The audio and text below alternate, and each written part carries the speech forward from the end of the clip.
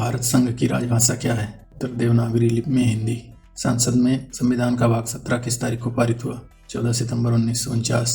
राजभाषा अधिनियम 1963 कब पारित हुआ? उत्तर 10 मई 1963। राजभाषा अधिनियम 1963 कब संशोधित हुआ? उत्तर 1967। राजभाषा नियम के अधीन वर्गीकृत 3 क्षेत्र कौन कौन से हैं? उत्तर का क्षेत्र, खा क्षेत्र तथा गा क्षेत्र।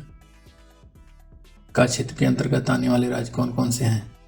उत्तर बिहार, हरियाणा, हिमाचल प्रदेश, मध्य प्रदेश, छत्तीसगढ़, झारखंड, उत्तराखंड, राजस्थान, उत्तर प्रदेश राज्य तथा अंडमान और निकोबार द्वीप समूह। राष्ट्रीय राजधानी क्षेत्र दिल्ली, संघ राज्य क्षेत्र।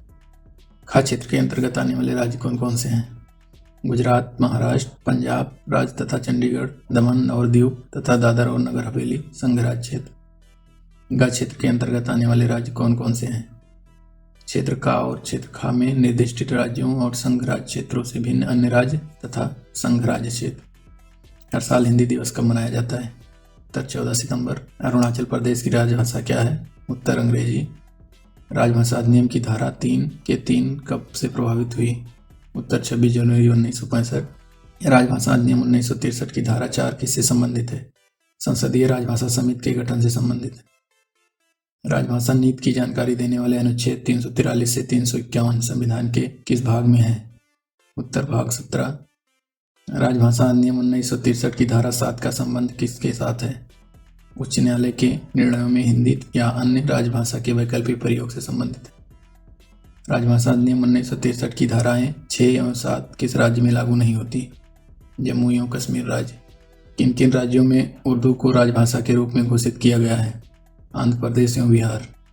रेल मंत्रालय का निरीक्षण संसदीय राजभाषा समिति की कौन सी उपसमिति करती है? दूसरी उपसमिति। राजभाषा विभाग में प्रयुक्त राजभाषा क्रियान्वयन समिति से आप क्या समझते हैं? राजभाषा क्रियान्वयन समिति। केंद्र सरकार के कर्मचारियों के लिए हिंदी के कौन कौन से पाठ्यक्रम निर्धारित हैं? प्रबोध, प्रवीण और प्राज्ञ। केंद्रीय हिंदी समिति के अध्यक्ष कौन है? प्रधानमंत्री। संबंधित मंत्रालय या विभाग में हिंदी के प्रचार में प्रगति की समीक्षा किस समिति द्वारा की जाती है? हिंदी सलाहकार समिति। संसदीय राजभाषा समिति का गठन कब हुआ? जनवरी 1976।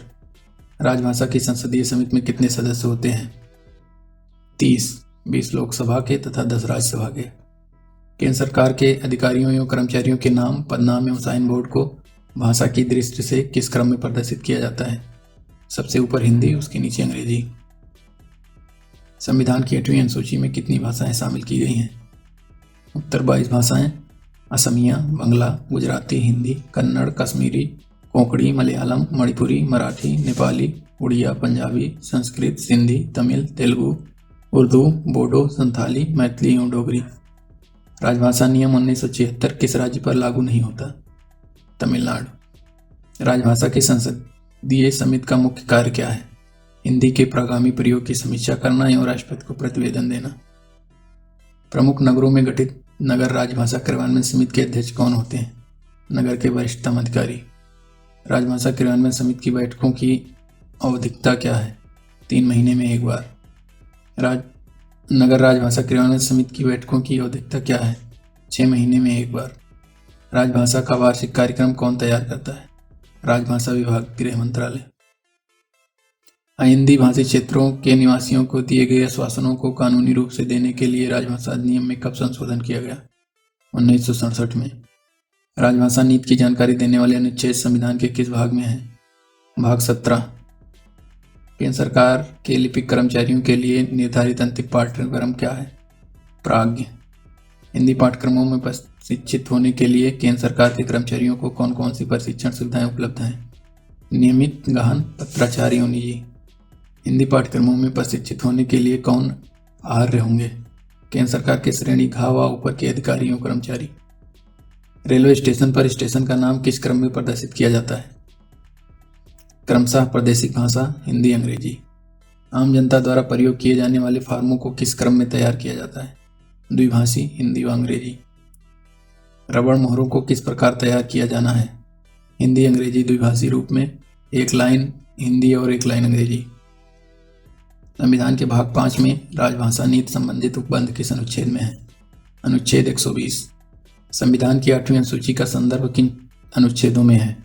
अनुच्छेद 344/1 351। राजभाषा नियम कब बनाया गया? 1976।